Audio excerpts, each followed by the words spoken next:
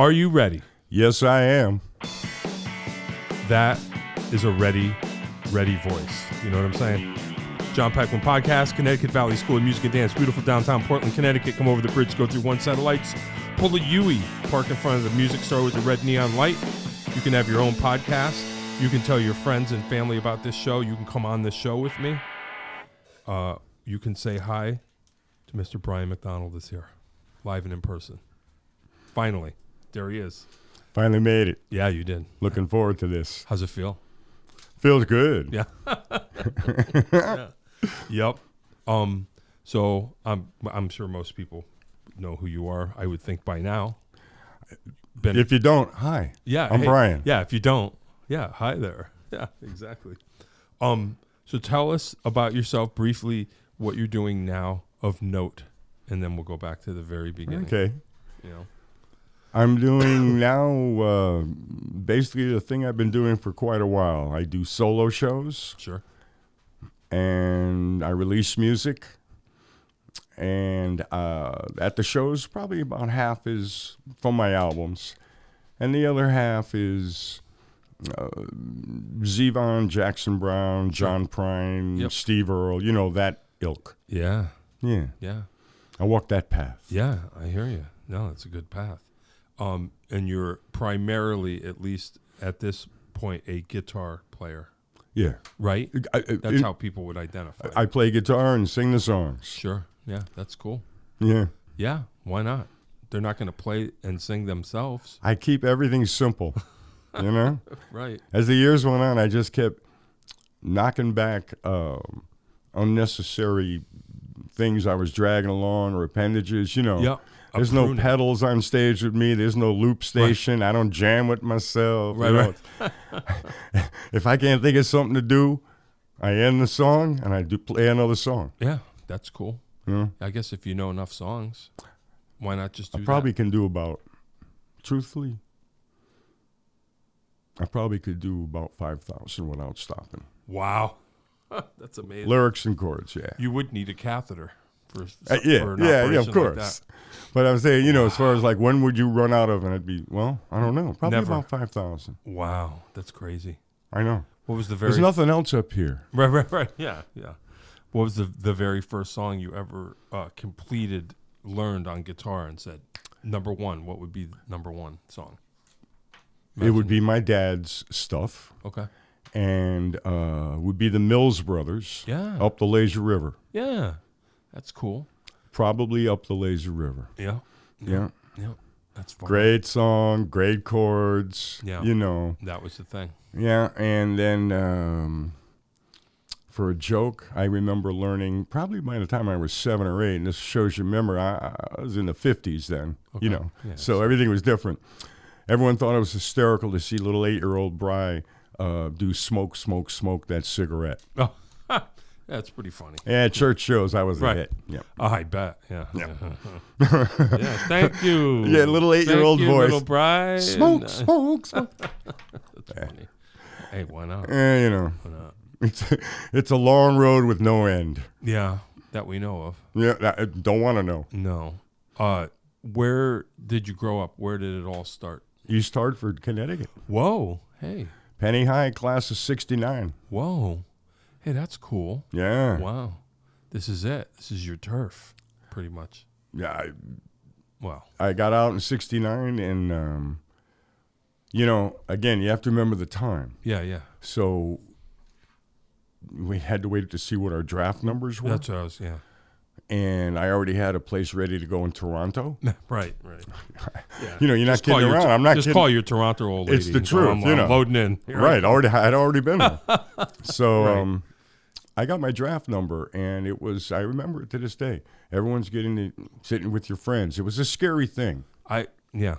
They'd draw them right on TV, and you would go like, oh, I'm going to Vietnam or There's whatever. my life, yeah. Okay? Yeah, wow. Anything over 250, 270, you were probably okay. All right, wait. Explain this to me. All right, here's how it went. Real easy.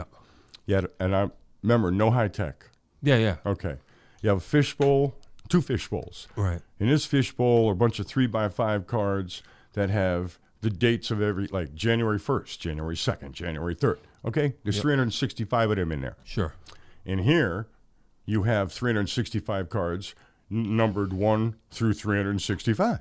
So you'd pull one out of here and go, number 17, March 3rd. Oh. You're number 17. Then they'd put that up on a board, and you knew you were a dead man. Yeah, and you immediately just filled You were your gone. drawers as soon as you saw that. Oh, my God. So I was sitting there. It's literally, that's it. Yeah, that's it. And how often would they do that? Every year. And they would go farther into... So they only drafted 365 Well, people no, they a would year? only draft up until if they needed more bodies. Oh. You understand? Yeah. Like they might get to 225, then they would go up. We're going to go up to 275. And 69 was hot. That was Okay. hot. Well, I got my number, and I'm looking, and they go July 7th. That's me. And they pull out the number. Wait a minute. I'm so yeah, stupid. You know, it's not 69 just is you. when It's I graduated. everyone in America. Yes. Yeah, okay. And so they pull out my birthday, and they pull out the card, and it's 365. The highest number you can get. You're never getting drafted. They're never getting to that number. You're free. I see. And I just went, I'm gone. Whoa. So I jumped on a train, Yeah. and I went out to Venice Beach, Whoa. and I lived out there for a couple of years. Played guitar. Wow. You just said let the revolution begin. It was You're a like, magical time. Whoa. Okay. You'd play coffee houses, and in your in-between act, a comedian would come in and do 20 minutes, and I'd go, do you know who that is? That's George Carlin. Wow. Yeah. It was magical. Yeah. And then I came back in 71, and I was hitting the road again. And you'll understand this one. I met Nancy. Your wife. And, you know, plans change. Wow. That's that it. way back then. 71. Hey, that's cool. Yeah. That's cool. Yeah. It's a beautiful thing. Yeah. She's a beautiful thing. And it's, it was, Yeah, that's cool. It was the best. Yeah. So you change your plans. I'm obviously not. Make a little discreet call to Toronto. Go, I'm not taking the my apartment. space. I got 360, whatever. And I just started playing, Yeah. And it was a real innocent time. The early 70s around here. Yeah.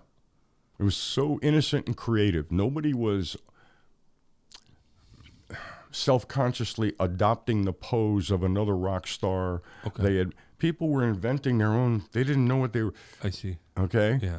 It was way before eyeliner and feathered hair. Okay. So what was it? There were you would go. I had every Sunday at the Rockin' Horse, or 3 out of 4, and I played about 75% of my own songs. Oh, okay. And Yeah.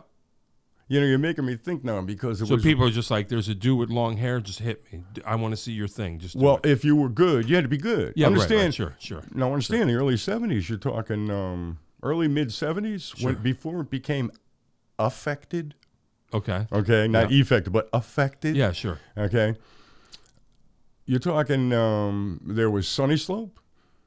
They were unbelievable. They went on to do things like Cry, or different guys split up. Yeah. But there was a band called Steam and Blue. Okay. Yeah, They that's a did, song. like me, 75% originals, but you each staked out your own ground.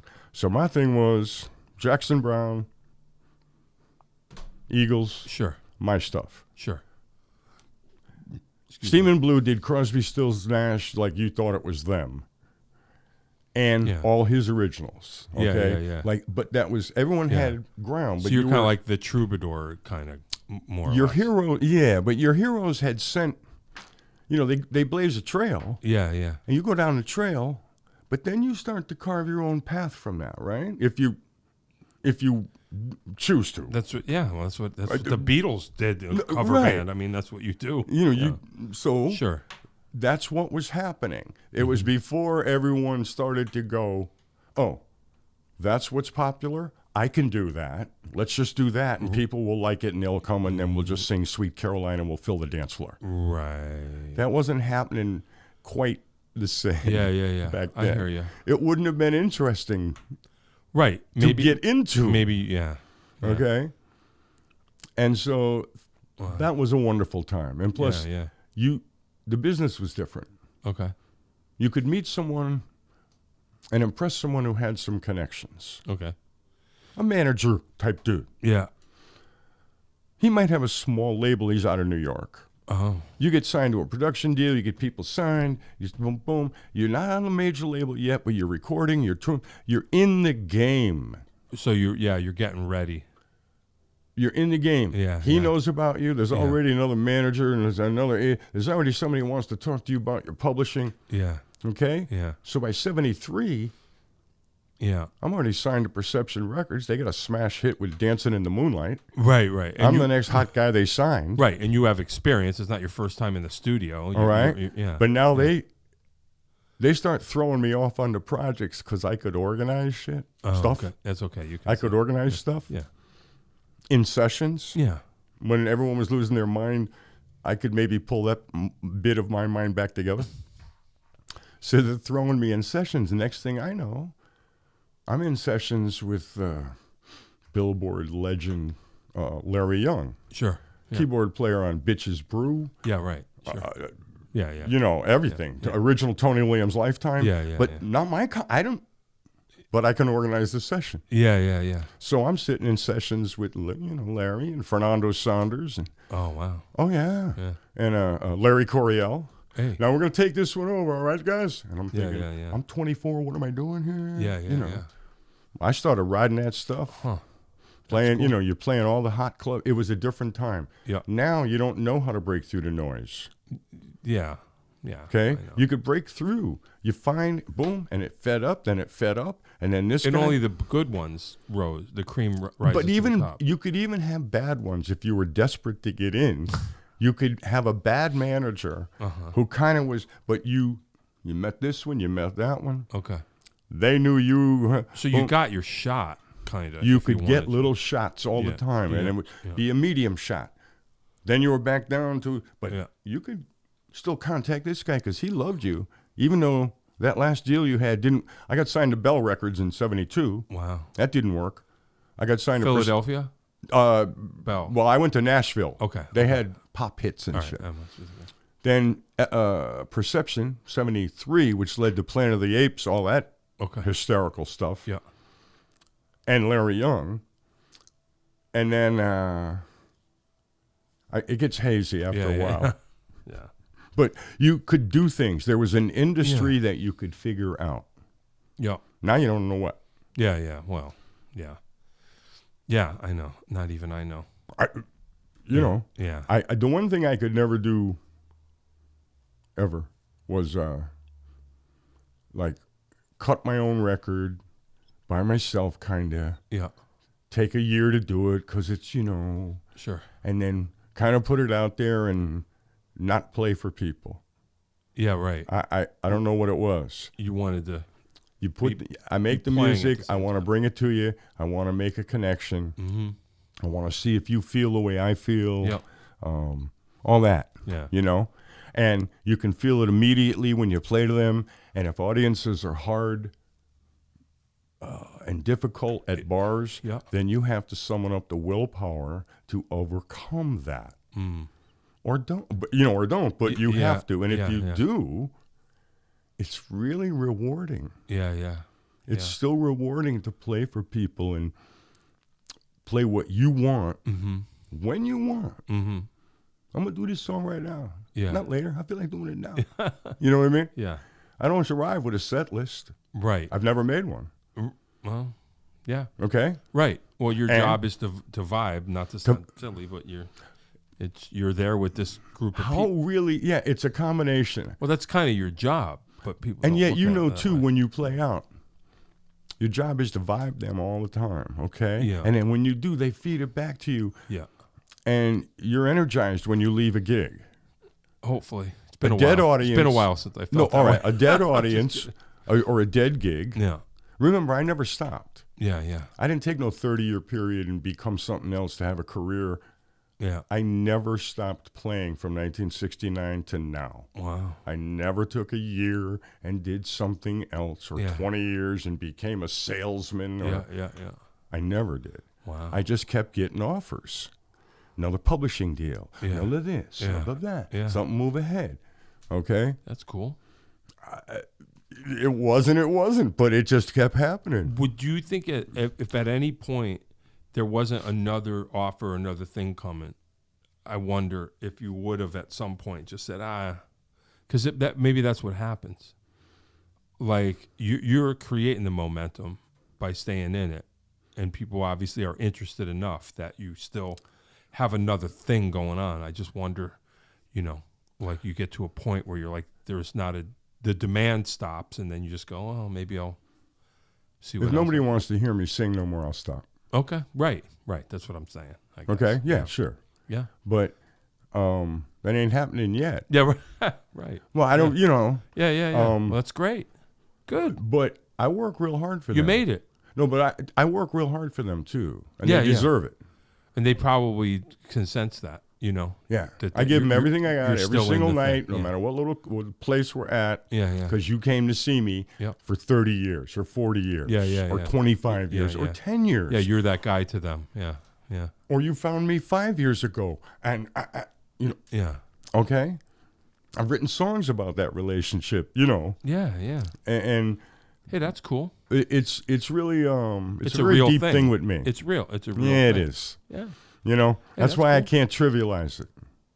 Yeah. Or that's why I can't indulge in anything that feels to me as though I'm trivializing. Well, if it's working, obviously it's working. I mean, You figured it out. I guess you get what you give or whatever. In the whatever, beginning, however you want to put it. But you went through it too. You go through stages. You start off young and you get a bunch of opportunities that excite you. Sure. And you pretty much think it's going to be like this forever. Yeah, sure. Yeah, definitely. Okay. Yeah. Then you go through some Yeah. disillusioning times. Sure. And you get dark about it. Yeah. And if you're the guy up front singing it, Yeah. you get dark about it. Yeah. Okay? Yeah. And things get dark. You start to be like, these people, they don't know what. Sure. This feeling. Yeah. If you're lucky, you come out the other side. Yeah. And you, right. Okay? Right. And the thing that happened to me was, and it's really the truth, Midnight in Nowhere, I wrote that song, 2000.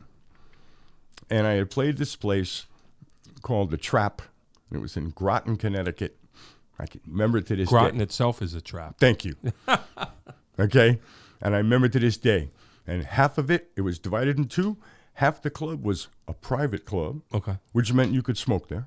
Right. Sure. The other half was a strip bar. Okay. So the only people that came on the smoking side, of course, were just making arrangements with the strippers. And then nobody... Right. But they would hire someone like me to cover, I guess, or something. Yeah. Sure. So I'm playing this place. So there's no dead air. 'Cause Oh, my- God forbid your thoughts crowd in Help the silence. me, God. Just help me. And you're there, and you're thinking, I'm gonna kill the agent that sent me here. Yeah. And so you're playing, and I finished the song, and it sounded like this, just like it does now. I have crickets. So I can Like, cue up, it's- just imagine. I insert wish there crickets were in. crickets. Okay, and so, honest to God, this guy turns around. Give me 1 second. Yep. So you finish the tune. I finished the tune. You're not hearing the crickets, but I am. sorry. Okay, they're over. So, now. yeah. So that's what it sounded like. And so this guy turns around, cigarette, and he goes, hey, what time is it anyway? Like, what am I, big freaking Ben? Yeah, Okay. Yeah. And I looked at him, and it was one of those fortuitous moments. Uh-oh. And I went, yeah, it's midnight. Yeah. In nowhere. Oh. So you Then- got something out of that Right away. terrible gig. And then you're driving home, and if you say things have their own rhythm. Yeah. You say it the same as I sing it. Midnight and nowhere. Yeah. That's how you say it. Yeah. And that's how the rhythm of the song is. Midnight and nowhere. I mean, you can't say it on another way. Right. Yeah. Okay? That's interesting. So I'm driving home writing this song, Midnight and Nowhere. Now, the song is bitter. Sure. Lots of lines in it, I'm looking at stale conversation over empty beer. Sure. That's one, it's really, it's a bitter song about how it's midnight and nowhere, and I quit. I'm closing it down. Wait, I want to interject. Okay. I know what it is, but think about this. Is it midnight in nowhere or midnight and nowhere. You know what I'm saying? It could be that too. Well, I was there though, so it was in nowhere. Yeah. Okay. I'm just saying, yeah. And so I finished the song and I figured, people are going to hate me when they hear the song because it's yelling at them. It's like I'm telling them how much I'm. Yeah.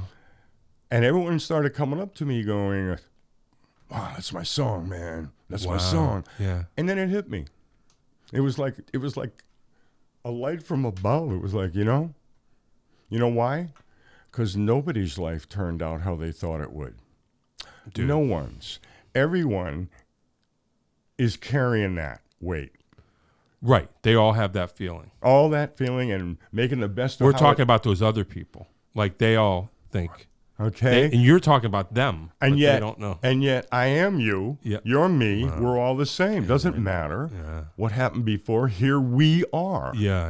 Okay. Interesting. Yeah. And the minute I kind of did that in my head, sure. Everything turned around. Yeah. And when was this? 2000. Okay. Yeah. You know? Right. So all you have to do is be. You just be and follow. And, this is what I got. Yeah, this is what's happening. And everyone knows that feeling. Ain't so bad. Yeah. And then I started going. I know people. I know a guy. I know my mechanic at the time. He could take an old beat up car and rebuild it into a '55 Chevy as a work of art. You know how he spent his day? Brake jobs and oil changes. Right. So he could do that, but he has a dream too. Yeah. Okay. Yeah. Everybody. Fascinating. Yeah, no, that's really interesting. I'm just trying to get back to. Sorry. It's all right, man. Okay, good. Yeah. No, I think you're on. Those things turned me around because I was, my path was different. Mm. I wasn't in bands, and it's okay. And I had to make sense of it early on. Why is the drunk guy singing Brown Eyed Girl my competition in these bars? Yeah. How can that make sense to me? Okay? Right. And really it was, we're not in the same business. I'm plying my business in the same place he's plying his business. Sure. Okay? Sure. Some people are in the attention business. Sure. And use music as a vehicle to get that attention. Sure. Some people are in the music business and know they have to deal with getting attention in order to move ahead and stay in business. Yeah, sure. It's a different... And once I figured that out in my own little head, I was like, all right, fine. Uh-huh. Yeah. That's why I laughed with you the other night. I said, no one's in my lane around here, but that's all right. But, What more can you... I mean, I guess you can ask for world domination or whatever, but I mean... But if you're true to yourself and you're being yourself and you're not trying to be something you're not, and you're eating every day and living under a roof, not that it's about winning, but you win. No. You win, right? And you're with the lady you love. Right. I don't know. People ask me how I'm doing, and I go, I don't know. I'm playing life to a draw, which means I'm winning. Hey, man. I've been with my wife for almost 30 years. I know the feeling. You're the same as me. And I'm still into it. You know, I'm just like, this is great, That it describes your life. It's part of describing your life. Yeah. You kind of get it all. Yeah, well, great. That's good. 80s were different, though, weren't they? Now, we're different ages. I started in the 80s. You started in the 80s. 80s were hard. All I heard was, man, you should have been here. Like, when I got there, it was just over. Oh. So when I got, it was like, oh, man, you should have been here. The drinking age was 18, and you could play every night, and blah, blah. Like, I caught it was like, oh, man, last time we played here, I got there right when it ended. What year in the 80s?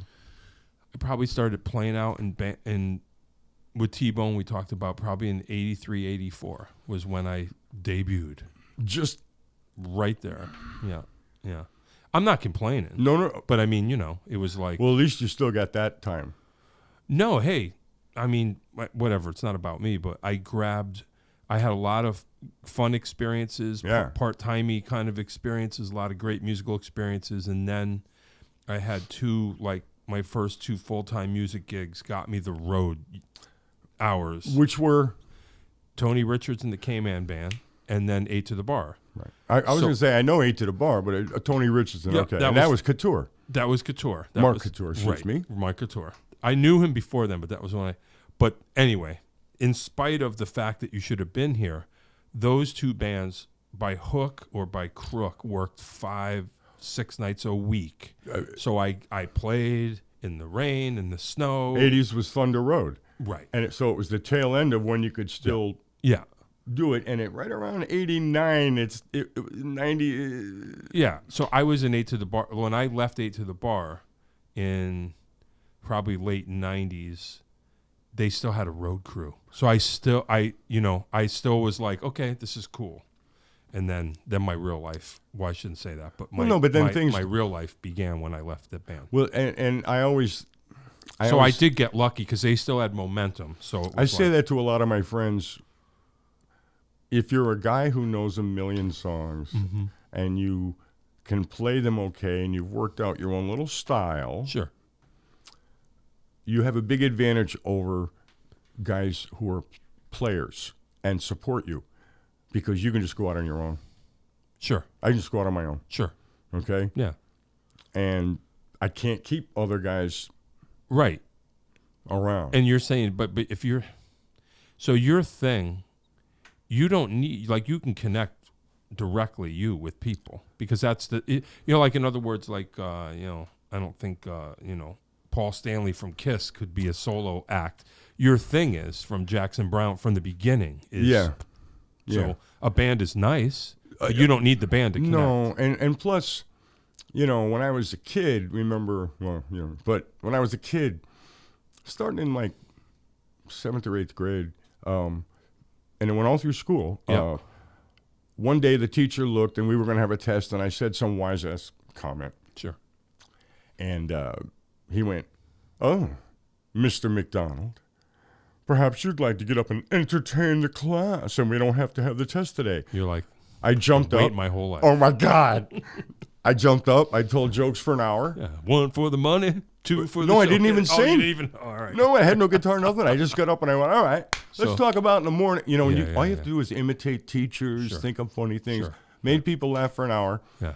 At that point, the rest of my school career, I'd be sitting in some class somewhere, and someone would come in and go like, Mr. So-and-so says we don't have to take our test today if Brian will come in our class and entertain for an hour. Oh, nice. So I would get out of my class and go over there and tell the So I always had that shtick thing. Yeah. Okay? Yeah.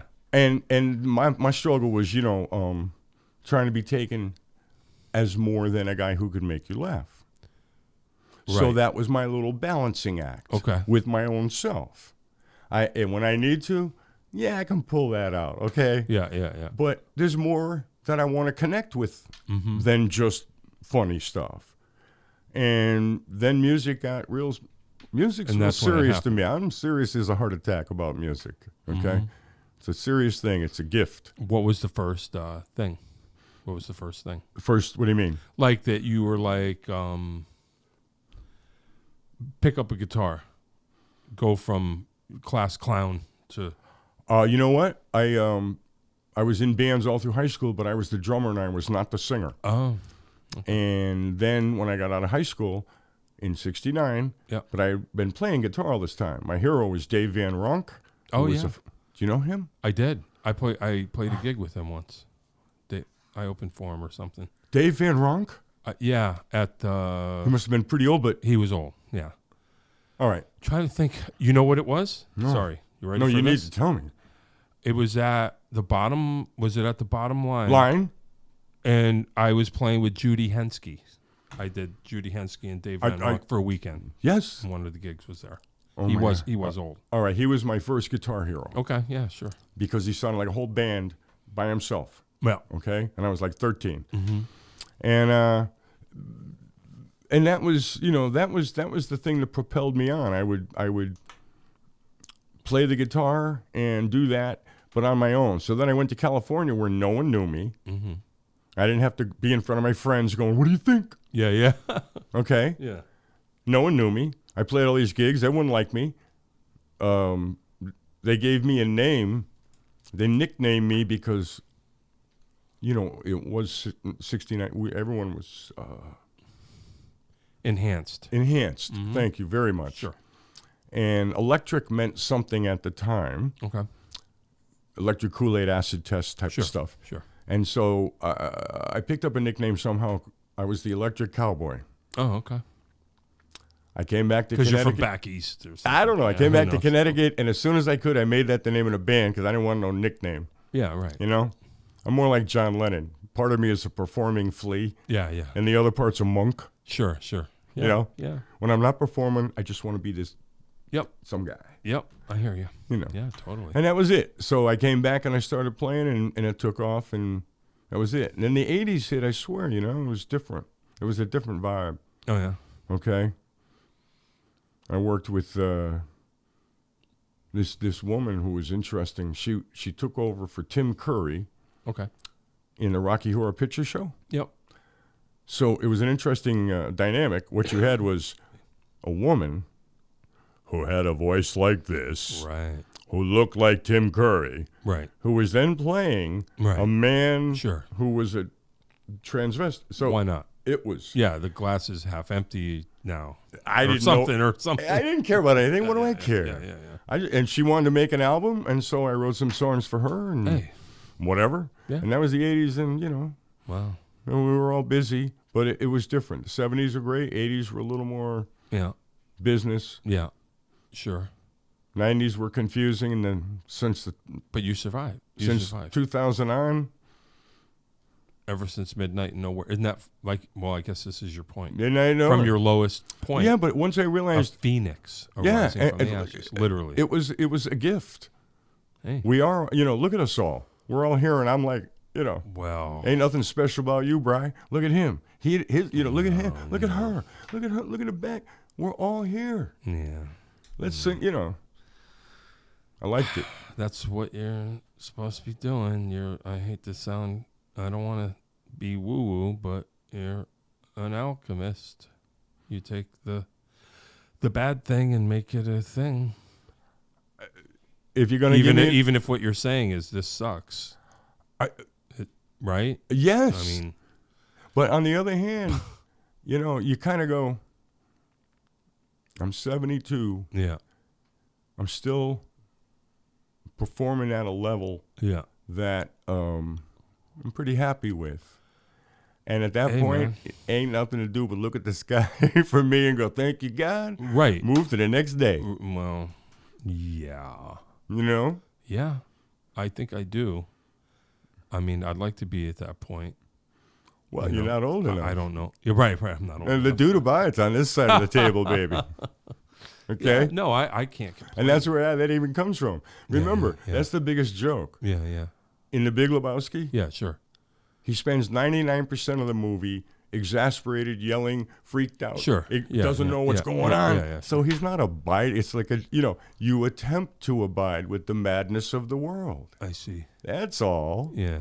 You know. Well, where do the Germans come in, though? We believe in nothing, Lebowski. Yeah, I know. I'm down with. That's one of my favorite flicks. Yeah, no doubt. I like anybody. I remember, Coen Brothers, sure, and I just like, yeah, whatever. And then like 2 or 3 days later, I was like, I think I'm gonna watch that again. And then you're like, oh, and I'm not even gonna say like, oh, I get it. There's no getting it. No, it's just you take the ride. You take the ride. Yeah. The collision of all of the different Oh my Jackie God. Treehorn and Germans, the way everything intersects. He treats. Oh man, I just funny. watched it again 2 days ago. Yeah, sure. Made me laugh. It was on, and I Yeah. was like, okay. Yeah, we Well, watched it. Yeah, me and my wife. It's one of those movies, right, where you go, like if you're scanning through and you go, oh, it's on. Yeah, oh yeah. Oh well, Oh, I'm I just have- going to sit through the I last still have 4 the DVD from the old days. I mean, we'll okay. get like, let's roll it. Right now, for me, also another movies like that. What's the one? Once Upon a Time in Hollywood. Oh, Anytime that's one on, of my favorites. Yeah, I'll be like, oh, last half hour, sure. Brad Pitt, yeah, let's go. I saw that when it came out. I saw it, I think 4 times in a week. I went the first time by myself because I was curious. Right. And it was a late night, and I said, I'll go. And I loved it so much that I dragged my wife, who the whole time was like, you have to warn me. If something, I go, I got you. Don't worry. No, right. I'll tell you, and you can. Yeah. And she loved it. And then I brought my mom And I brought my friend. Like, I went 4 times. Like, you got to see this flick. So yeah, I hear you. My God. I don't know what. Yeah, there's something about Then it. I had to go back and rewatch. And he abides. He's a dude. Brad Pitt's a dude. Brad Pitt He's is kinda, a dude. Yeah. In that movie. Yeah. Okay, and he's got the desert boots on. Yeah. For God's sakes. Great. Okay, Great and then I stuff. had to go back and watch different Leonardo DiCaprio movies because he was so good in that too. Yeah. Man, Yeah. Great stuff. Yeah. the Killer. dude abides, The dude apparently does abide. and that's how I get through. Yeah. I laugh when I hear about people having such a hard time with club owners, and there'll be this whole thing go on social media. Yeah, one time, and I'm like, really? Because like I can count on like maybe once or twice in my life I've gotten in a big argument with a club owner. Huh. You guys don't know how to Well, work. let's talk about that one time. Yeah, you guys don't know how to work this. First of all, you don't appreciate the fact that like he's just like you. He's got no money. Yes. He's just like you. He's under the gun. I know. You know what I mean? I understand. He's that. paying by the square foot he's leasing. You know. You go move the tables out. Well, those tables are to him income generators. I know. So you got to understand. You got to know how to make the guy money. I know. That's all. I'm not a business expert. But that's all I it understand. is. I know. Well, I think the uneasy marriage forever and ever Between commerce and art. exactly. But here we are in bed, commerce and art, and you don't I think there's a tendency in musicians to think that everybody's getting rich but them, and it's like ain't no one getting. I mean, there are some people getting rich. Yes, but there we don't. are. But we don't even know those people. No, like you say, the club owner ain't getting rich. No, that guy that you're arguing over $50 with. Yeah. Guess what? Yeah. He's arguing with you over $50. Right. He's either got to pay someone to mop the floor, or he's mopping the floor when you're gone. So I get it. I know. I got to a point in my life where I was like, yeah. First of all, I'm not arguing over $50. Right. You want 50? I probably got less. I probably got less money than you. But if you need $50, Sure. I can give you $50 right now. Sure. You know what I mean? Yeah. It's yeah. like, As long as we're God. cool. Yeah. And when a club would go, what about your crowd? Remember I told you the other night. I said, man, here's the rule for all you young musicians out there. Sure. That are trying to play a club. Here's the club. What's your capacity? 100? Sure. On any given Friday and Saturday night, you should have 75 people in here because your club is so happening and fun to be at. Right. I can bring 25. Sure. You think when I walk in on Saturday, you think I'm bringing 75 or 100 people. Right. You're out of your mind. Right, because I'm playing somewhere tomorrow. That's not how it works anymore. Nobody drives from Simsbury to Glastonbury to see me. They wait till I play in Simsbury. Sure.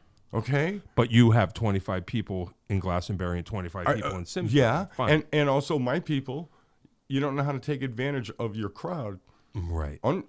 That's why I did my music thing. We all right? Yeah, we're good. My music thing was this. I don't look and see what the people want, and then I go about putting it together and giving that to them.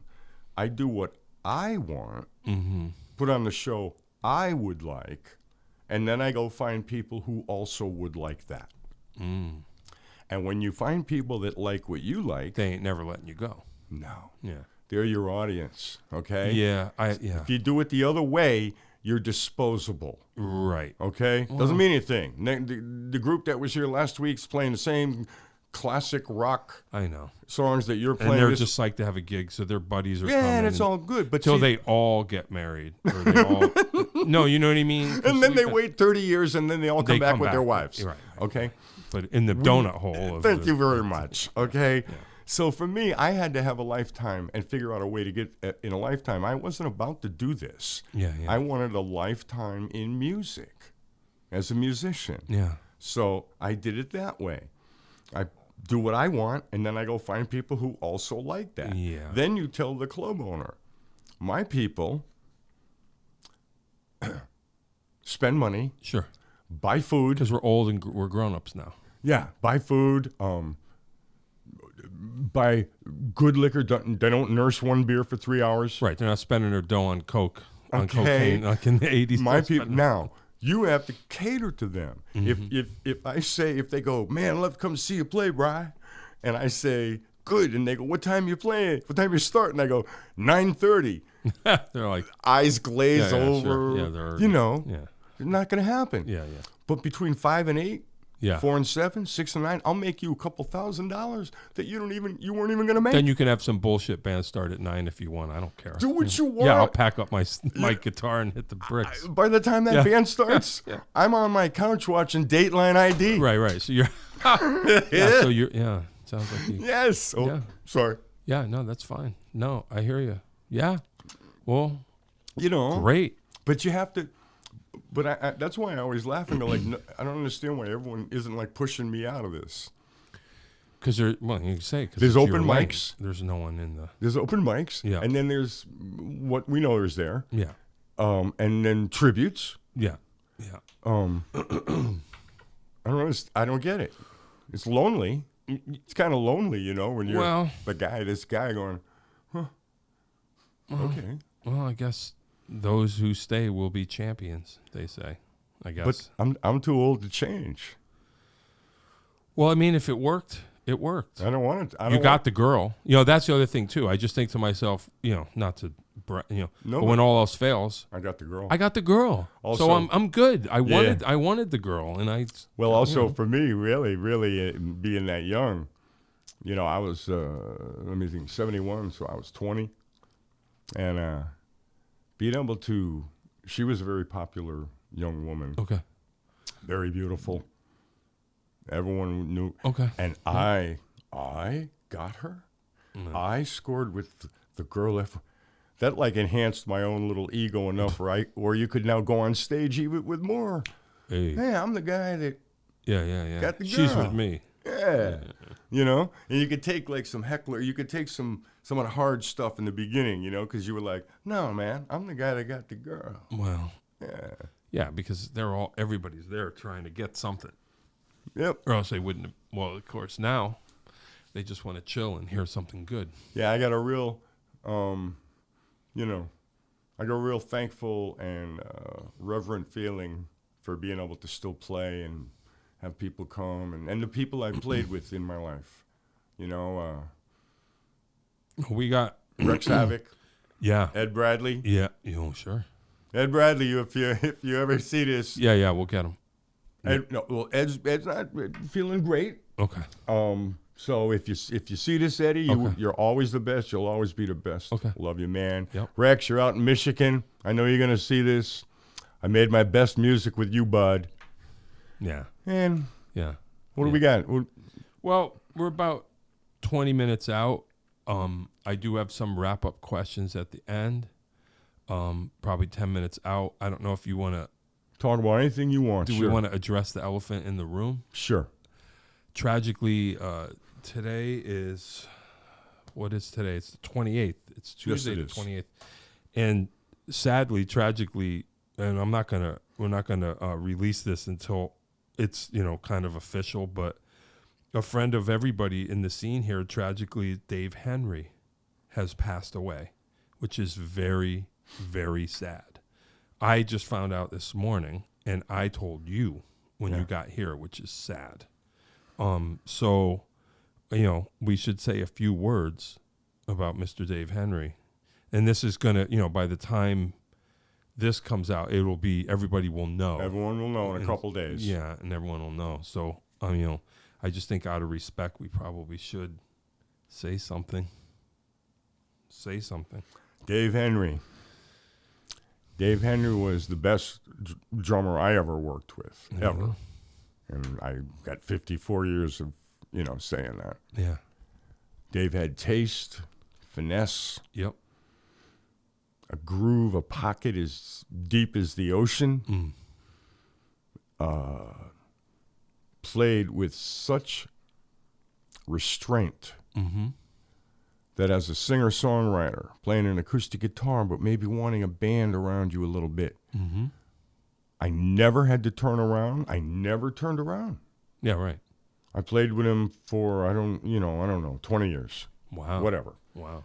Never used anyone else but him. The day I met him, the day he played with me, I never used anyone else. Wow. Okay. Okay? Yeah, great. Ever. Casino gigs, club gigs, didn't matter. And it was the feeling where he knew everything how I do it. Mm-hmm. He knew I like to set up a groove, so I might go, okay. And I'd hear him going, and we'd be in. And he wasn't in a hurry, and you didn't have to do anything, and I could maybe vamp some chords. Sure. Let the bass come in. We're going through a little progression. Dave's feeling it. And then I could just go, like that. And that was the 1, 1, 2, 3, 4. Sure. Okay? Yep. Yeah, we're at A. That's where it starts. Yep. And we were in like a well-oiled machine, whatever song we were doing. The parts he made up for my songs were unique, and no one would have thought of them. Yeah, yeah. No one would have thought of them. Okay, go back and but listen. not esoteric, just the way it should be. God. Go listen to Midlife Mambo. Okay. He's unbelievable. He plays the whole thing on a snare. Yeah. You know, it's just, you can listen, and Dave Henry is just a miracle worker, but plus. He was the guy you want in the foxhole. Oh, yeah, for sure. I can imagine. He was the guy that would bring, even though he was as insane as the rest of us. Sure. And so funny. Yeah, well, yeah. Oh, my God. That's what the first thing I think of is God, was he how funny. Hilarious. Yeah. How hilarious it was to be with him. Yeah. You get on a funny level. Oh, immediately. Jesus. Yeah. Oh, man, was he the funniest man ever. Yeah. And it was acerbic, and it didn't suffer, like I said, fools well. It was, you know, you had to watch yourself around him, okay? You know. Yeah. And that's what you'd appreciate, right? Yet he also, like I said, he brought the sanity in. Yeah. He would let me know in the very beginning when I was like, I'm in all the way unless I see decisions are getting crazy and things are, you know what I mean? If I don't like decisions, who? Business decisions, Okay. where what we're doing. Yeah. Or are you letting, in the very beginning, when he first came to play with me also, I believe I had it was Rex, but I believe I had a different player with me. Yep. Who would be maybe not as reliable some nights as others. Okay. Through the alcohol indulgence. Okay. And Dave would let me know that, like, this can't fly. I got you. Yeah. You know? Yeah. Like, everything's funny and everything's great, and we're here to. But I'm not here to. Yeah. But yeah. If the music gets sloppy, that doesn't work. Yeah. And for me, I had already quit drinking totally. I got you. Yeah. When I started off, 70s again, maybe 80s too. Yeah. They just plied you with drinks. Yeah, sure. So it took me a long time. It took me 20 years. Like, I was like, I think I don't drink. On the other hand, I play 5 or 6 nights a week, and I only have 1 drink per set. Right. So 3 or 4 drinks a night. Sure. Times 6 nights a week. Right. Yeah. Next thing you know. Actually, I am drinking a lot. Right. Okay? Right. Sure. And then also, as you get older, again, the music's sacred. Yeah. You get older and you get to that second set or that later set, and you've now been drinking a bit. Yeah.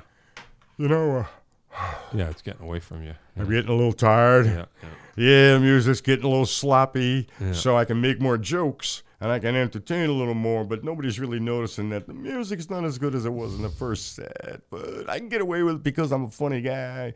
I didn't like that. So, and also it was like I had to look in the mirror and I went, all right, most people have a drink or two to loosen themselves up so they won't be so nervous hitting the stage. You don't need anything to be nervous. You don't. So it's just a waste. Yeah, it's a waste of. Yeah, I'm kind of the same way. What is the point? Yeah, you're not nervous in the first place. So why are you drinking to make us what? So then I was like, you know what? Done. Yeah, sure. Back to my original. Back to my original thing where it was 420 all the time. Oh, I see. Okay. Just even keel. Far out. That's all. Far out. Yeah. Yeah, Dave Henry. I mean, Can't believe he's gone. no. The first thing that when I picture Dave Henry, I picture him laughing. That's the first thing I picture. Like when I picture. I can hear the laugh right now. Yeah. It's very sad that we won't be laughing at that level. Yeah. Showing up to play. Yeah. And always in the best shape of anyone in my band. Yeah. Okay. Yeah, sure. Right? Yeah. You'd be like, what? How come you look so taut and what is it? Why are you so healthy? Yeah. He'd show up and off would come the shoes because he never played drums with his shoes on. Yeah. Right? Yeah. Funny. Oh man. Yeah. That's why he didn't get back to me for a little while. I don't know exactly. Because something was going on too. He had the hernia. Well. Anyway. What a wonderful guy. Shout out, yes. Yeah. Shout out to Dave Henry. If anybody is listening to, like we kind of did sadly with Eamon Cronin, if anybody in particular wants to come on and talk about Dave, just hit me up. You're more than welcome. Dave was the before he played with me. Yeah. Dave was the drummer in Cool Runnings. Right. That's right. Yeah, imagine that. And I think that's why I liked his drumming so much. Right. Yeah. Because it was just a snap. Right. With nothing extra around. Sure. Yeah, reggae's a whole different thing. Okay. Yeah, once you get tuned into that, and then when you changes your drumming. Oh, when you were lucky enough to then do a reggae tune, like you'd kind of have a couple in the bag that you could do with them. Yeah. And hear it played the right way. Yeah. Yeah, I didn't have enough time. I didn't get into reggae until after, and that would be one of the things that if I was going to hook up with him again, I would have picked his brain. I mean, he really had it where it was the bass drum on the backward beat. You know what I mean? And it was like, but it was comfortable with him. Yeah, well, it wasn't like he even had to think about it. So Yep. Oh. All right. And what a wonderful guy. You know something? If you live your life. Yep. And when you go, everyone smiles and has nice things to say about you. Right. Yeah. What more can you do with your life? Yeah. Just wish it wasn't now and Me too. And too young. That's the thing. Love you, Dave. Yep. Shout out Dave Henry. Sad. I don't know how to segue, so we can't. We'll just go. I'm just gonna segue. Sure. Real quick. Yeah. Desert Island albums, a handful. How many? 5. Okay. Ish. Okay. That would define you. Sure. Like if you wanted to. Sure. Late for the Sky. Sure. Jackson Brown. Yeah. I'm sorry. Yeah. Late for the Sky. Jackson Brown. Yeah. You know what? The very first Warren Zevon album with Warren Zevon with Desperados Under the Eaves on it. Okay. Okay. Yeah. It's going to be hard for me, but I'm going to go with Let It Bleed. Nice. Stick. It was like I'm around it, but Let It Bleed. Yeah, sure. Okay. I'm going to take a Bob Marley greatest hits thing with me. I got to. Yeah, why not? Okay. Yeah. It's going to sound good on the island. Yeah, and not sure which one. Maybe. Yeah. Man, I'm really stuck. Am I only have one more left? Yeah. Yeah. Okay. Temptations greatest hits. Yeah. Sure. That's a wide variety. Yeah. Yeah, I think that'll do it. Yeah. My dad had a Temptations greatest hits. That was the first stuff I remember hearing. That and the White Album. Those are the two things that I first remember. Right. hearing. I didn't take a Beatles album. I responded. Well, it doesn't matter. But I remember The Way You Do the Things You Do is one of the first songs I ever remember hearing. Sure. Just going, oh yeah. Written by Smokey. Yeah. Right. Yeah. I saw the Temps. I snuck in. I was 17. I went to New York, and I snuck into the Copacabana, and I saw the Temps at the Copacabana in '68. David Ruff, and it was absolutely, right. Absolutely. Good Lord. Yeah, that's crazy. Desert Island Food. Ooh. Really? Yeah. Okay. I find it interesting. I don't know why. Wow. So, yeah, Shady Glen Cheeseburger. Nice. Yeah. Sure. But I can get My that wife's at the from Desert Manchester. Island? Yeah, sure. Okay. Yeah. She's from Manchester. You got to have, okay. I got to have it. I discovered the Shady Glen through my wife. Well, or, cheeseburger, sure. Sure. But now I just thought about it and I went, all right, Shady Glen. Yeah. Okay. Yeah. Man, I need some brownies. Oh. Well. Yeah, they come in handy. Okay. Yeah. He knows what I'm saying. Yeah. Give me some brownies. There you go. Yeah, Come on. Good for you. Yeah, that's cool. You can have mine. Be all that you could be. It's been a while. Chocolate chip cookies. Yeah, sure. Thinking about when I get home right now. Oh boy, yeah. Can you name a show? Well, I think you might have just have. But the other thing I ask people, like, what concert or show did you see that blew your mind and changed your trajectory? Okay. Again, different age. Yeah. Sure, the Beatles. Yeah. Okay. Yeah. Are you talking show or concert? Yeah. I mean, but a live thing? Yeah. A gig that you were at. Oh, yeah. okay. Yeah. A live one that sticks in my mind to this day. 2 of them. Mm-hmm. I saw the Motown Review. Right up front. Yeah. With Smokey and the whole deal. Yeah. Everyone. Yeah. And but one that sticks in my head was my dad got me into in 65. So I was 14. And he got me in, went and saw Dave Brubeck. Oh, okay. Take 5. Yeah. Was a hit. It was unbelievable. Blue Wanderwall, Turk, all of those songs. Yeah. And then afterwards, somehow my dad got me backstage, and I was hanging around with Joe Morello. I was going to say, you were a drummer then, so you were all over it. Yeah. With Joe Morello, and he was taking down his drum kit and talking to me. Mm-hmm. Yeah, that sticks in my head. That would do it. Yeah. Yeah, that would do it. To this day. Yeah, that's cool. Sure. That's cool. Yeah. Why he bothered to talk to this little googly, glass-eyed, Well, But he did. Maybe they know somehow. Well, yeah, take it down. And he's like, I'm helping him. And, of course, the thing that sticks in my head, that was like what, the #1 record? Yeah, right. Taking down his own drums. Yeah, right. Yeah, that should have told you something. Yeah, well, yeah, that's interesting. Taking down his own drums. So even when a jazz guy has a #1 record, even then he doesn't get a roadie. Even still, yeah. Yeah, exactly. Yeah, jazz roadie. It's whatever. I've never heard of one. Come up with right. Yeah, a jazz funny, right? jazz roadie. Yeah, it doesn't exist. Yeah, never did. Yeah, that's funny. All right, cool. Yeah, I mean, we could roll. Is there anything you want to add? That you can think of that we didn't touch on. I mean, we didn't do a lot of history, but that's all right. In a minute. How? In a minute. No. Like, I'd like to thank everyone that's coming to the shows still to this day. There you go. That's what I want to do. See what I'm saying? I want to thank y'all. Yeah. I know I'm going to see a bunch of you Friday and the following Friday. Love you all. And we're going to have Michael Palin here soon. So talk about that for 1 minute. I'm going to be still doing once a month. I'll be singing with Mike Palin's other orchestra. Yeah.